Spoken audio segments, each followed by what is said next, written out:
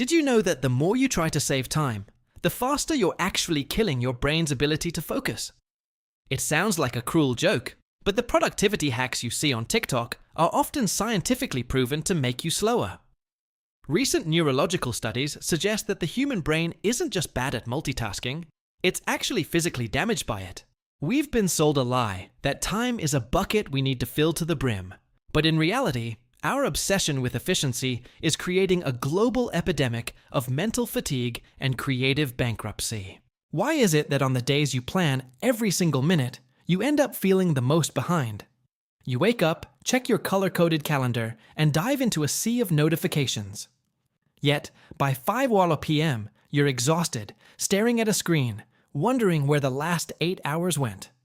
This is the efficiency paradox. We are more connected and organized than any generation in human history, yet we feel more rushed and less accomplished.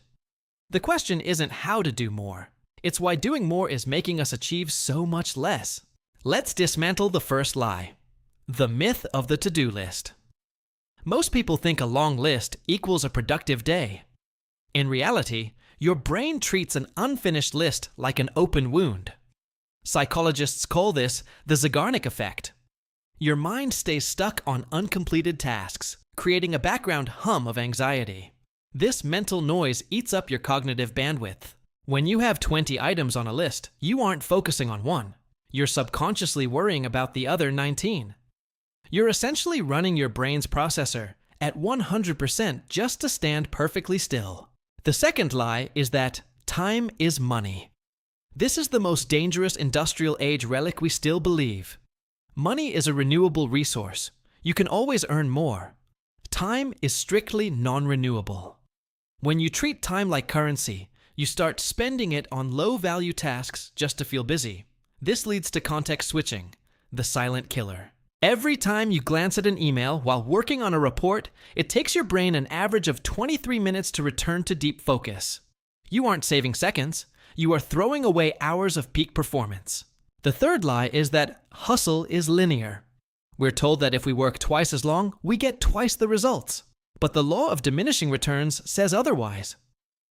After a certain point, usually around the 4-hour mark of intense deep work, your brain's prefrontal cortex begins to dim.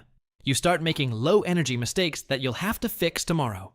By pushing through the fatigue, you aren't being a hero. You're creating debt work.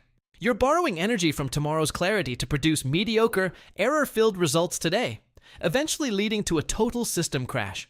What nobody realizes is that efficiency is actually the enemy of effectiveness. An efficient person does things fast, but an effective person does the right things. We have become a society of expert box checkers. We respond to 100 emails and feel productive, but we haven't moved the needle on our actual goals. This is called productivity dysmorphia. It's a distorted view where we feel guilty for resting, even though rest is the only time our brain actually synthesizes information and solves complex problems. We've forgotten that the goal of life isn't to be a high-speed processor. Imagine a world where you actually achieved perfect time management. You wake up at 4 a.m., every second is optimized, and you never waste a moment. In this extreme scenario, your life would become a rigid, automated nightmare. Without wasted time, there is no room for serendipity, no space for a random conversation that sparks a million-dollar idea, and no time for the brain to wander. A perfectly optimized life is a dead life. You would be a biological machine, hitting every target, but losing the very curiosity that makes human intelligence superior to a simple algorithm. In the real world, this obsession leads to a phenomenon called temporal poverty.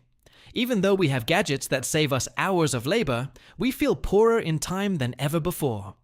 This stress triggers a constant state of fight or flight, raising cortisol levels and shrinking the hippocampus, the part of the brain responsible for memory and learning. We are literally stressing ourselves into becoming less intelligent. The consequence isn't just burnout, it's a loss of self. We become so focused on the next thing that we are never present for the now thing. So, how do we prevent this? We have to stop trying to manage time and start managing our energy. Time is fixed, but energy is flexible. Instead of adding more tasks, start practicing strategic subtraction. Ask yourself, if I could only do one thing today to feel proud, what would it be? Then do that one thing and give yourself permission to be unproductive for the rest of the day. True mastery isn't about filling the bucket. It's about choosing the right bucket. Slowing down isn't a luxury. It's a competitive advantage in a world that can't stop moving. We've all been trapped in the busy cycle at some point. I want to hear from you. What is that one productivity hack you tried that actually made your life more stressful instead of easier?